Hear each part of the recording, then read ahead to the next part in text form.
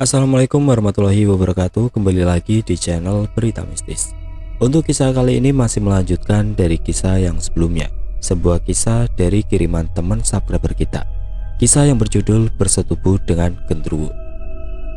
Sebelum kita masuk ke ceritanya, tekan dulu tombol like video ini. Dan jangan lupa tekan juga tombol subscribe channel ini. Dan nyalakan juga lonceng notifikasinya agar tidak ketinggalan cerita-cerita baru dari channel ini. Dan seperti apa untuk kelanjutan kisah ini? Langsung saja kita simak berikut ini.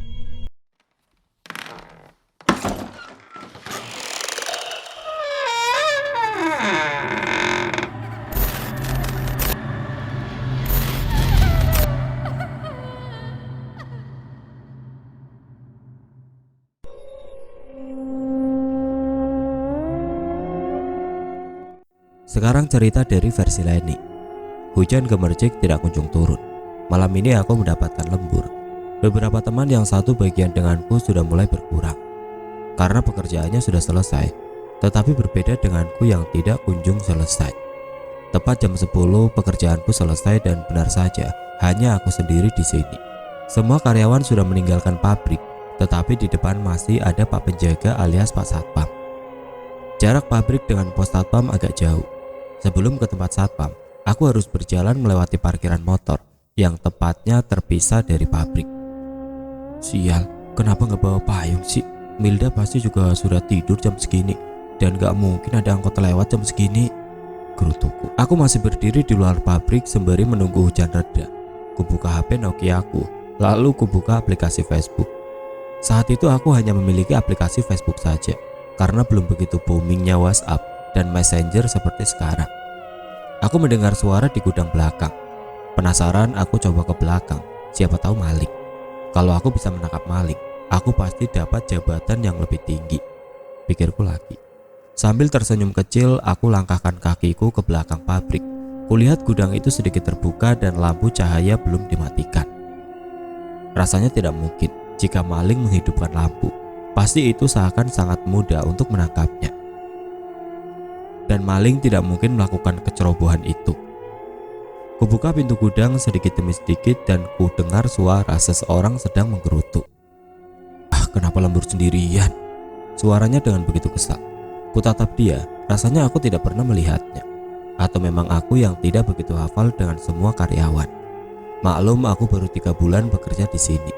Dengan predikatku yang lulus SMP, aku mendapat bagian yang menurutku sangatlah berat dibandingkan rekan kerjaku yang lulusan lebih tinggi dari aku. Kamu lembur? Tanyaku. Dia hanya menoleh, lalu melengos tanpa memperdulikan pertanyaanku. Aku mencoba mendekatinya. Perlu kubantu? Tanyaku lagi. Dia tidak menjawab, hanya mengembuskan nafas panjangnya. Gak usah, jawabnya ketus. Namaku Leni, bagian produksi. Aku juga lembur. Kamu siapa? Tanyaku sambil mengulurkan tangan. Ryan, gudang, jawabnya singkat. Beberapa kali kulontarkan pertanyaan-pertanyaan yang tidak penting. Sepertinya dia benar-benar mulai kesal denganku yang berisik. Walaupun dengan sedikit ketus, dia juga terlihat tampan. Hujan sudah mulai reda. Aku pamit kepada Ryan. Tunggu, jawab Ryan. Sebentar lagi aku selesai, kita bisa pulang bareng. Lagian kayaknya kita yang terakhir. Aku hanya menganggukkan kepalaku, tanda setuju sambil tersenyum senang. Wah, mimpi apa aku ketemu cowok tampan, kataku dalam hati. Setelah selesai, aku dan Ryan keluar dari gudang menuju gerbang pabrik. Kulihat Pak Satpam masih terjaga. Aku minta membukakan pintu gerbang. Aku melangkah keluar disusul Ryan. Sesampainya di luar, Ryan mengantarku pulang. Aku tidak bisa tidur. Terbayang wajah Ryan. Kenapa aku baru tahu sekarang kalau di kantor ada pria setampan Ryan? Pagi tiba, aku dengan semangat yang menggebu untuk berangkat ke pabrik dan ingin segera menemui Ryan. Kulangkahkan kakiku ke gudang belakang, namun ternyata tidak aku temukan Ryan. Hanya ada beberapa anak yang kebetulan dia tidak lembur kemarin. Dengan wajah yang kecewa, kulangkahkan kakiku menuju tempat posisiku bekerja. Aku mendapatkan lembur lagi malam ini, tetapi berbeda dengan kemarin. Malam ini banyak sekali rekan kerja yang sepertinya belum selesai bekerja. Hingga aku sudah selesai, mereka sebagian masih ada yang belum selesai. Aku sedikit kecewa. Bagaimana caranya aku bisa pergi ke gudang belakang? Aku berjalan keluar. Sesampainya di pos satpam, aku lihat Ryan sedang berdiri seolah menunggu seseorang, dan ketika dia melihatku, dia melambaikan tangan padaku. Aku tengok ke belakangku, memastikan apakah itu memang benar dia melambaikan kepadaku. Tidak ada orang siapapun selain aku yang berdiri. Itu artinya dia memang melambai kepadaku. Lalu aku berlari menuju tempat satpam. "Lembur?" tanyaku padanya. Dia tersenyum lalu menganggukkan kepala. Kami keluar dari area pabrik. Entah mengapa rasa lelah ini seperti menghilang begitu saja. Aku pun merasa keresahanku hari ini hilang tanpa penawar setelah bertemu Ryan. Singkatnya, hubungan dekat kami sudah berjalan 5 bulan. Kami selalu bertemu ketika malam hari saja, tepatnya sepulang lembur. Berbeda sekali dengan malam ini. Malam ini Milda tidak tidur di kosan karena dia telah mengambil cuti beberapa hari untuk pulang kampung. Aku sedang duduk di atas ranjang kasurku sembari membaca beberapa novel karya Caca Amelia. Mata ini sulit terpejam. Rasanya kantuk tidak akan hadir malam ini. Tidak masalah jika aku tidak tidur malam ini karena besok adalah hari libur. Jam 11 malam aku coba merebahkan tubuh ini. Lambat laun mata ini mulai terpejam. Aku berada di suatu tempat yang sangat indah, harum dan bersih. Di sana ada Ryan yang sedang bertelanjang dada selesai mandi. Kulihat juga tubuhku yang hanya berbalut handuk.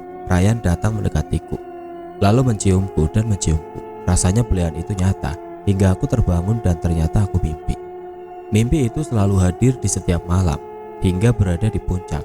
Kami berhubungan badan di dalam mimpi. Namun setelah bangun, betapa kaget diri ini mendapati tubuh yang sudah tanpa busana dan terlihat beberapa bercak darah di ranjang kasurku. Dan tidak berhenti di situ. Beberapa kali mimpi itu hadir. Aku tidak berani bercerita kepada siapapun hingga aku mendapati wujud Ryan sesungguhnya di alam nyata. Malam itu aku sengaja meminta Ryan melakukannya di alam nyata, bukan di dalam mimpi. Dia hitam besar dan banyak bulu di sekujur tubuhnya. Seketika aku menjerit ketakutan dan menangis hingga tetangga kos terbangun dan mencoba membuka pintu kamarku. Aku yang sedang tidak memakai busana apapun hanya menangis dan memeluk selimut sebisaku untuk menutupi tubuhku. Di kos ini semuanya adalah wanita. Setelah pintu kamarku dibuka paksa, aku meminta tolong mereka dan kucoba ceritakan sebisaku. Malam itu juga aku diantar tetangga kosku untuk menginap saja di rumah bibiku yang tidak jauh dari tempatku bekerja. Hingga akhirnya aku memutuskan pindah kos saja, dan setelah kejadian itu, aku belum pernah lagi bertemu Ryan. Kembali ke sudut pandangku. Setelah Leni menceritakan itu, aku buka aplikasi Facebookku dan aku tunjukkan apakah seperti ini Ryan. Namun Leni menggeleng. "Tuh Ryan yang selama ini bersamaku." Roni Arman Santoso adalah foto yang aku tunjukkan pada Leni.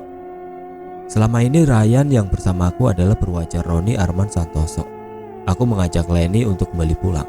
Tidak hanya lagi, aku pun juga sudah tidak bertemu Ryan sejak kejadian malam itu. Dan juga Milda, teman satu kosku, ternyata mengalami hal yang sama.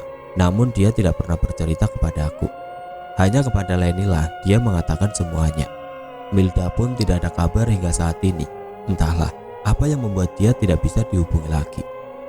Leni kini sudah berakhir masa cutinya dan harus kembali bekerja. Begitu juga dengan tanggal pernikahanku yang kini semakin dipercepat. Aku menikah dengan R tanpa pesta pernikahan, tanpa dihadiri teman, dan hanya sanak saudara dan beberapa orang besar di kampungku. Setelah menikah, R bersikeras mengajakku kembali ke pabrik. Orang tuaku tidak melarang karena setelah menikah, aku adalah tanggung jawab suamiku. Sesampai di Jakarta, aku tinggal di kos R. Tetapi kami tidak satu ranjang, melainkan pisah ranjang. Keesokan harinya pagi sekali R pergi.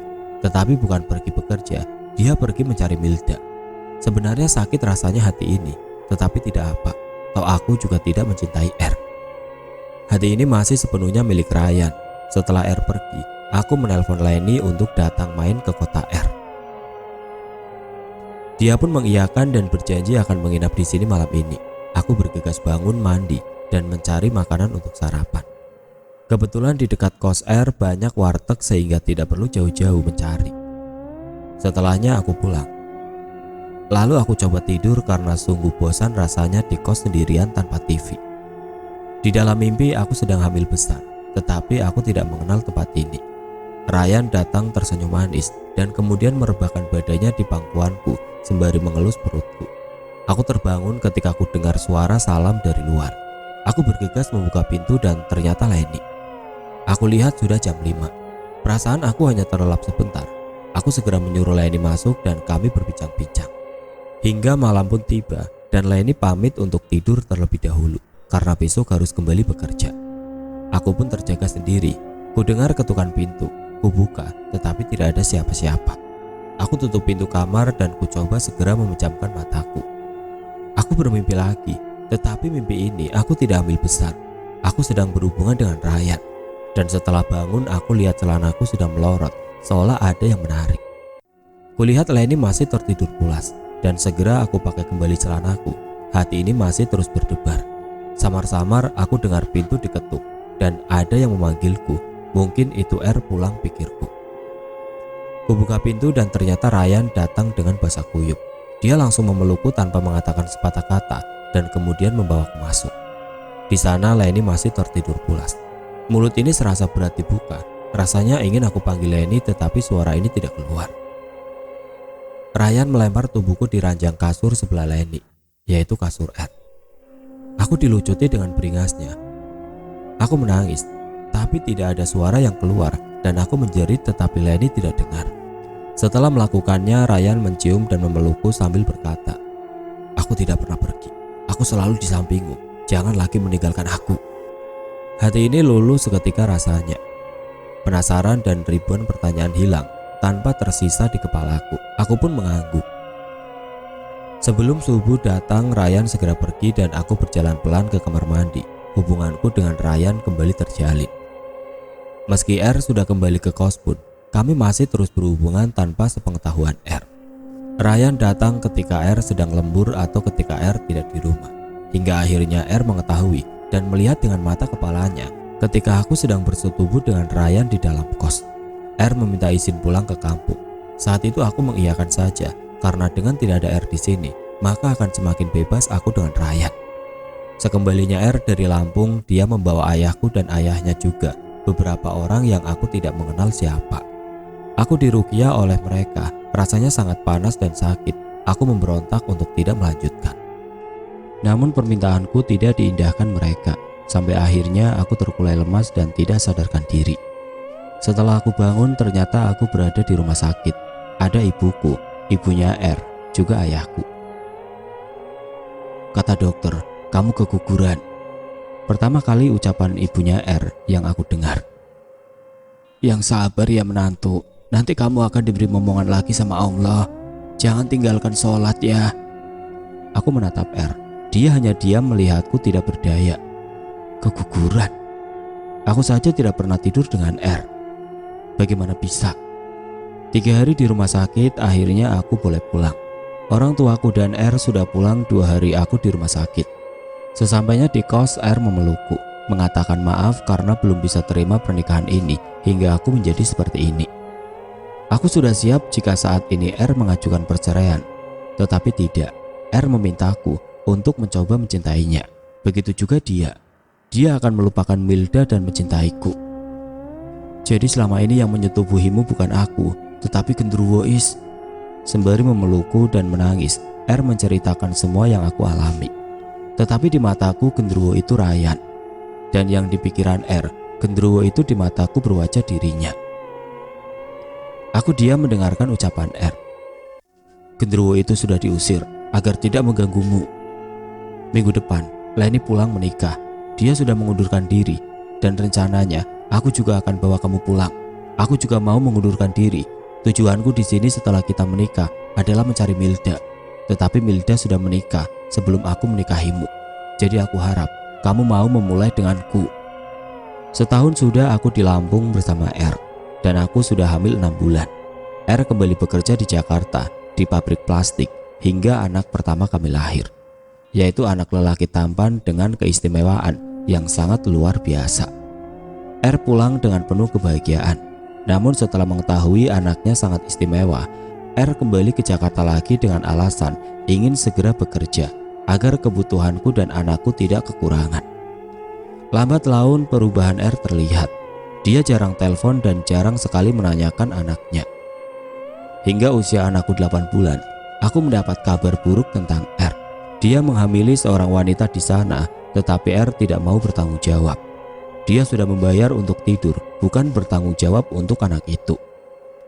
Permasalahan mulai terjadi di dalam rumah tanggaku. Percekcokan antara aku dan R semakin hari semakin memanas, hingga jatuh sakit anakku, dan selang 3 bulan dari itu, anakku meninggal dunia. Serasa hancur duniaku. Suami ketahuan selingkuh dan menghamili kekasihnya. Dia pun tidak bertanggung jawab atas perempuan lain yang hamil sebelumnya, dan kini anakku korbannya. Setelah pemakaman selesai pun tidak ada niatan suamiku pulang, sekedar melihat pusaranya. Keluargaku dan keluarganya sudah angkat tangan atas kelakuan suamiku. Sebulan berlalu, kini aku sudah mulai bangkit dari keterpurukanku. Suamiku pun sudah menikahi kedua wanita itu, dan juga aku sedang dalam proses perceraian. Kedua mertuaku mendukung penuh keputusanku dan menyalahkan suamiku. Setelah beberapa luka yang aku terima, aku kini mulai menata dan memantapkan hati untuk kembali bekerja. Kuhubungi Leni yang kini sudah tinggal di Palembang, karena suaminya mendapat tugas di Palembang. Leni kini sudah menjadi seorang ibu. "Halo Len, gimana kabarmu?" Kutunggu lama tidak ada balasan. 3 hari lamanya, kutunggu balasan Leni, tetapi belum juga mendapatkan respon apapun. Tiba-tiba ada telepon masuk dari nomor yang tidak aku kenal. Beberapa detik aku berpikir, lalu tangan ini memilih tombol angkat. Ternyata itu Leni. Dan nomor lama Leni ternyata dipakai suaminya. Leni mengetahui pesan singkatku dari suaminya yang baru kembali dari dinas. "Maaf ya Is, aku baru tahu kamu kirim pesan. Gimana Is, kamu mau minta carikan kerja apa?" "Apa aja Len, aku bosan di rumah," jawabku. "Oh iya lupa, aku turut berduka cita ya atas meninggalnya anakmu, dan aku juga ikut prihatin atas musibah yang menimpa keluargamu. Kamu yang kuat dan yang sabar ya Is." Aku menahan air mataku mendengar Leni berbicara. "Aku berterima kasih sama kamu Len, kamu baik." Leni mengakhiri teleponnya. Dia sempat mengatakan akan segera menghubungiku ketika ada lowongan pekerjaan untukku. Aku segera mengiyakan dan kututup teleponku. Aku hendak beranjak dari tempat dudukku, namun kulihat di jalan mobil Mas Doni menuju rumahku. Dengan basa-basi ngalor ngidul, kini aku tahu Mas Doni menawariku sebuah pekerjaan sebagai ART. Aku iyakan ajakannya. Itu karena aku juga tidak mau terus-menerus menjadi beban orang tuaku. Aku meminta izin kepada orang tuaku dan orang tua mengizinkan. Besok pagi aku akan segera berangkat bersama Mas Doni. Sebelum aku menuju rumah yang akan menjadi tempatku bekerja, aku menginap dulu di rumah Mas Doni dan istrinya mengizinkan aku untuk tinggal. Istri Mas Doni sangat baik. Keluarga Mas Doni adalah keluarga paling sempurna di mataku. Tetapi ujian mereka sampai detik ini belum dikaruniai anak. Mas Doni pria yang tampan, setia, dan juga bertanggung jawab. Berbeda dengan suamiku, lebih tepatnya mantan suamiku. Aku dipersilakan tidur di kamar tamu, kamar di mana setiap orang dari Lampung biasanya menginap tidur di kamar itu. Keesokan paginya aku dijemput oleh pria muda yang mungkin 1 tahun lebih muda di bawahku, namanya Aris. Singkat cerita, aku bekerja sebagai ART hampir 1 tahun lamanya, dan hubunganku dengannya semakin dekat. Akhirnya kami sepakat untuk menikah. Disinilah kembali lagi terjadi teror di dalam hidupku. Menginjak usia kandunganku 1 bulan, ada sesuatu yang mengganjal di tempat tinggal kami, yaitu sering aku dapati bunga kenanga dan kamboja berserakan di depan rumah, tepatnya di depan pintu rumah. Hampir 1 minggu lamanya kejadian itu terus berulang. Aku dan suami berpikir itulah kerjaan orang yang iseng kepada kami. Dan itu juga membuatku sempat kesel. Tidak sampai di situ, aku seringkali melihat penampakan wanita atau pocong di dalam kamar mandi. Setiap malam aku sering diganggu dengan suara-suara bising atau bahkan suara-suara panggilan. Memang pernikahanku dengan suamiku yang sekarang tidak mendapat restu dari keluarga sang suami. Bahkan ibu mertuaku secara terang-terangan menunjukkan sikap ketidaksukaannya padaku. Juga dengan kakak iparku lainnya yang benar-benar jelas tidak menyukaiku. Suamiku sering dihasut tentang aku dan masa laluku. Juga sering mengatakan secara terus terang di depanku untuk menceraikanku. Dengan adanya kejadian ini, aku sempat berpikir dan mencurigai keluarga suamiku.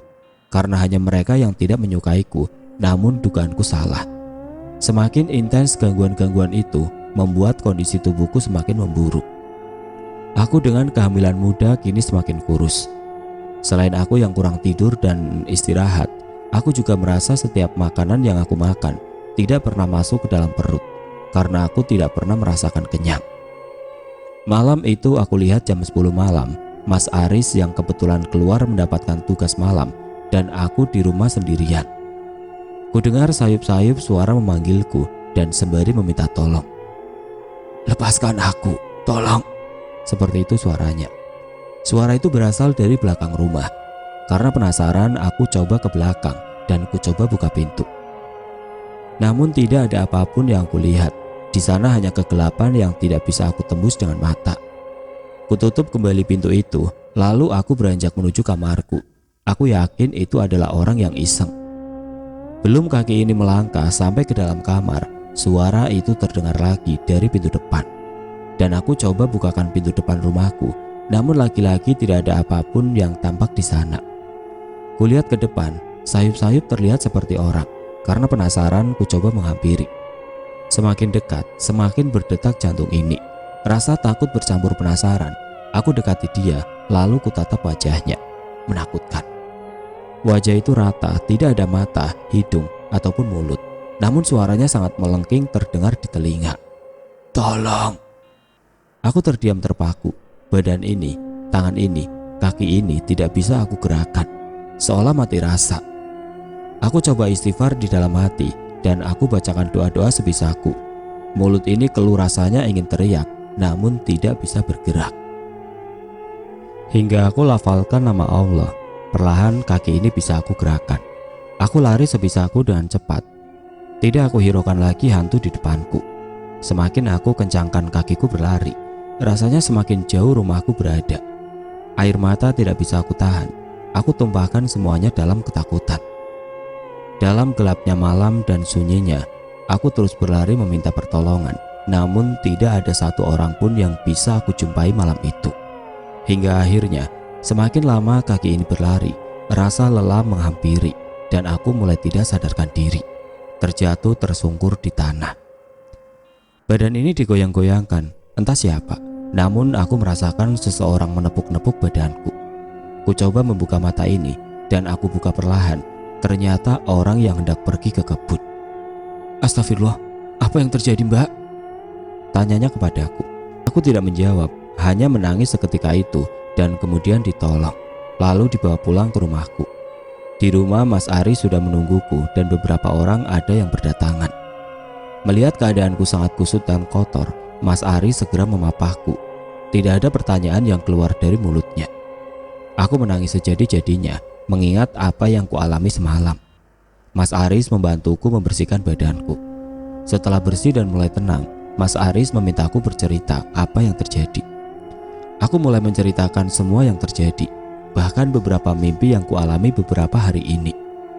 Dan orang yang menolongku juga mengatakan bahwa aku ditemukan di dekat kuburan tua. Aku sering bermimpi tentang kuntilanak yang mengambil janinku. Ada juga sosok pocong yang selalu datang ke mimpiku untuk mengajakku pergi bersamanya. Juga aku lihat ular besar yang melilit suamiku. Semua mimpi aku ceritakan kepada suamiku yang juga didengar para tetangga yang datang pagi itu. Banyak yang menyarankanku pergi ke Banten untuk berobat. Namun semua saran tidak diindahkan oleh suamiku. Siang hari semua telah pergi dari rumahku. Tinggal aku dan suamiku. Aku mencoba istirahat dan tidak lagi memikirkan kejadian itu. Dalam tidur siangku, aku bermimpi seorang nenek yang berada di suatu ruangan. Dia sibuk menyiapkan baskom berisi air dan juga beberapa helai selendang dan handuk. Terlihat seorang wanita terlentang di atas ranjang. Dia adalah diriku. Nenek itu mencoba memijat perutku dengan intens dan penuh tenaga. Hingga beberapa menit lamanya keluarlah darah merah dari selangkanganku. Seketika aku menjerit dan kemudian terbangun. Mas Aris yang mendengar ceritanku berlari menuju tempatku beristirahat. dan betapa tercengangnya aku ketika aku lihat darah segar mengalir di antara pahaku. Seketika aku menangis, dan dengan segera aku dilarikan ke puskesmas terdekat. Aku keguguran. Sakit rasanya hati ini mendapatkan kabar yang sangat menyayat hati. Begitu juga suamiku. Sepulang dari puskesmas, kami berencana ke rumah Ustadz di Banten. Kebetulan beberapa tetanggaku mengenal baik Ustadz itu. Singkat cerita, kami berada di pondok pesantren di mana Ustadz itu berada. Sesampai di sana, Ustadz menjelaskan bahwa kami terkena santet pemisah. Benar saja, malam sebelum aku hilang, ternyata Mas Aris tidak mendapatkan tugas jaga malam, melainkan sengaja ingin menghindariku dengan pergi bersama teman-temannya. Bahkan setelah kejadian itu pun, Mas Aris masih tidak peduli dengan keadaanku. Ustadz menjelaskan dan mencoba mengobati kami. Setelah selesai pengobatan, kami diruqyah, dan Ustadz itu meminta kami untuk tinggal beberapa hari di pondok pesantren. Juga meminta kami untuk puasa dan sholat taubat. Beberapa hari di pondok pesantren kami diizinkan pulang. Setelah pulang, hal aneh terjadi. Mertuaku tiba-tiba sakit. Selang 3 bulan meninggal dunia. Disusul dengan kakak iparku yang tiba-tiba juga bercerai dengan suaminya.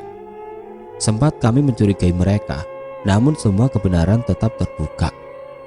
Sebulan selepas kepergian mertuaku, orang tua mantan kekasih Mas Aris datang, memintaku dan suamiku serta kakak iparku untuk datang ke rumahnya. Sebut saja Pak Parman. Pak Parman menjelaskan keadaan anaknya dan juga meminta kami datang untuk memaafkan. Kami sempat menolak, tetapi Pak Parman memaksa kami. Akhirnya kami pun ikut ke rumah Pak Parman.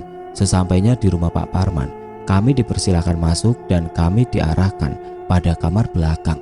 Yang aku rasa itu bukan kamar, melainkan gudang yang disulap menjadi kamar. Di sana terlentang seorang gadis yang keadaannya sangat mengenaskan. Perutnya membesar dan kaki penuh koreng dan nanah, serta tangan yang juga dipenuhi koreng.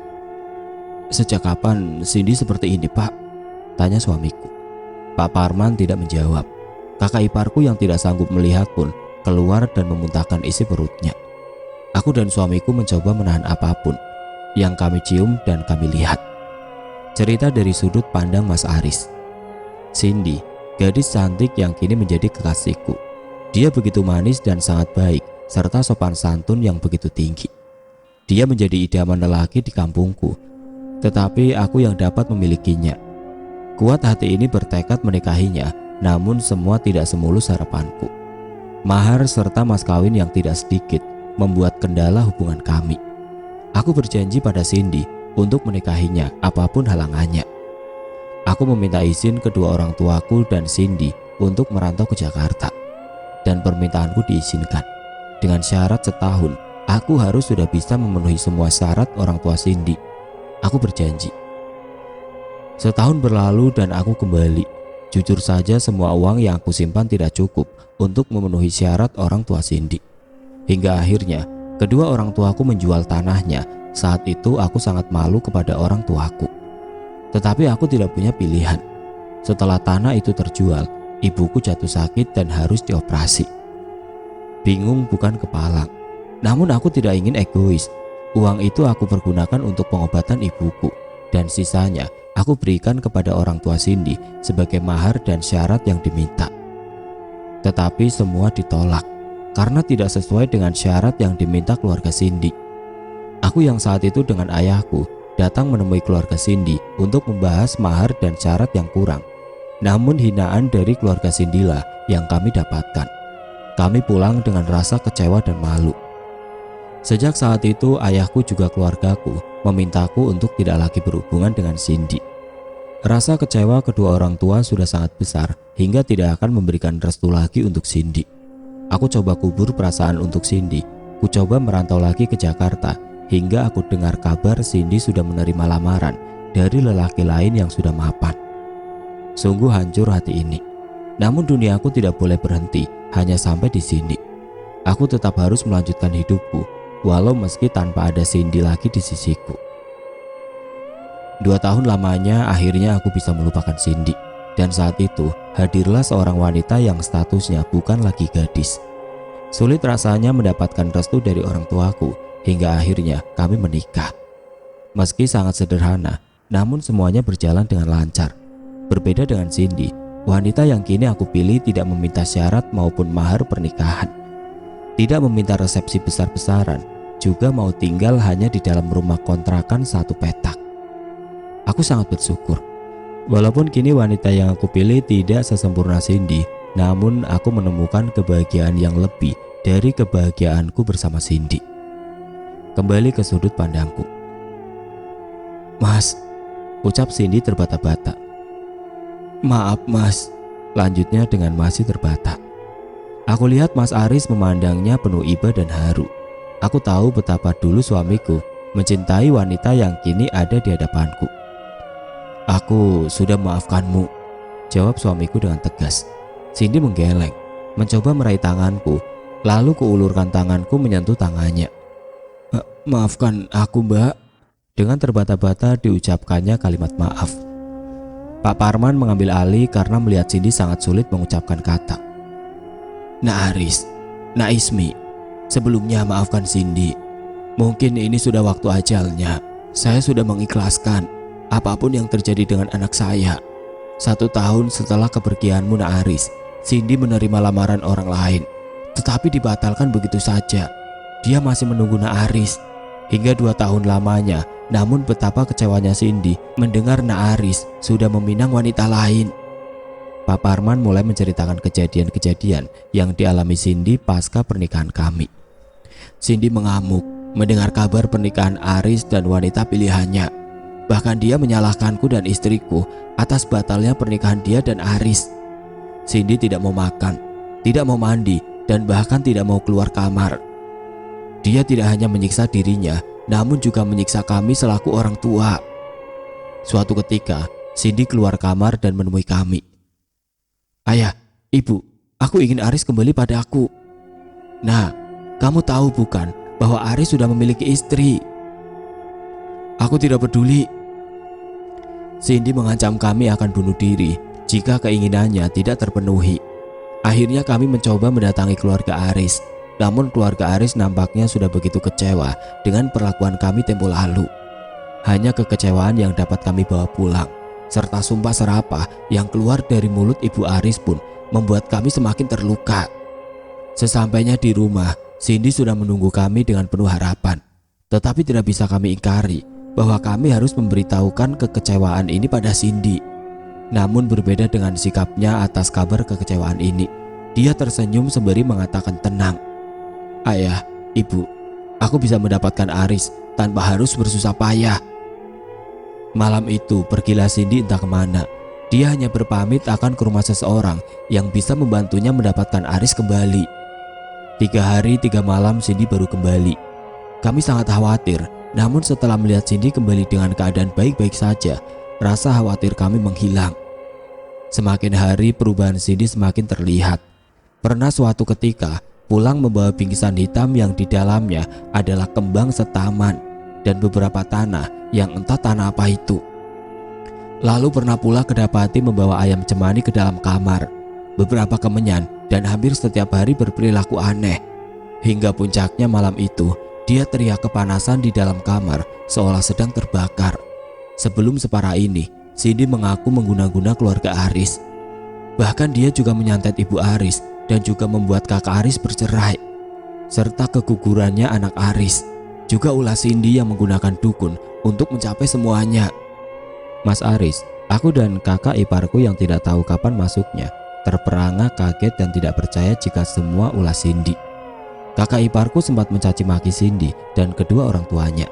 Begitu juga Mas Aris yang terlihat berubah sorot matanya memandang Cindy. Terlihat kemarahan dan kebencian, begitupun diriku. Sungguh aku sangat-sangat ingin sekali marah, namun semua sudah tidak lagi bisa aku kembalikan.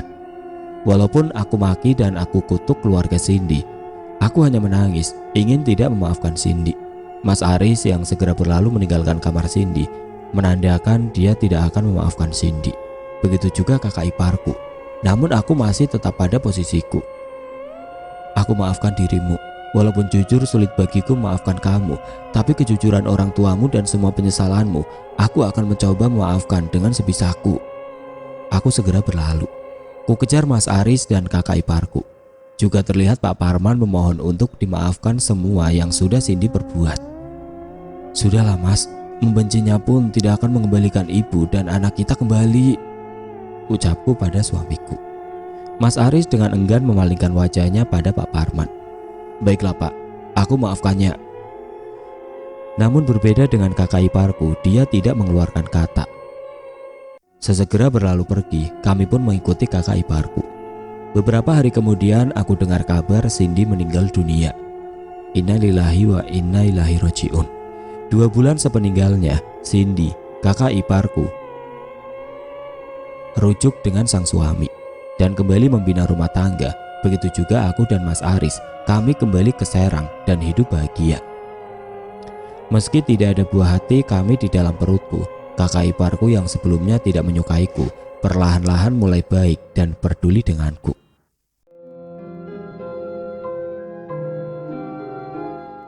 Oke teman-teman, sekian untuk cerita kali ini. Bagaimana menurut kalian tentang kisah ini? Tulis komentar kalian di kolom komentar. Dan terima kasih banyak buat Mbak Alina Alin yang sudah mengirimkan kisahnya ke kami dan berkenan untuk dibawakan di channel ini. Dan semoga dari apa yang sudah diceritakan dalam kisah ini dapat dijadikan pembelajaran untuk kita semua. Dan buat teman-teman yang punya pengalaman horor dan pengen dibawakan di sini, nanti silahkan saja hubungi saja kontak admin kami yang sudah saya sertakan di kolom deskripsi. Dan buat teman-teman yang baru bergabung, jangan lupa untuk like, komen, share, serta subscribe channel ini. Dan nantikan kisah-kisah horor berikutnya tetap di channel Berita Mistis. Wassalamualaikum warahmatullahi wabarakatuh.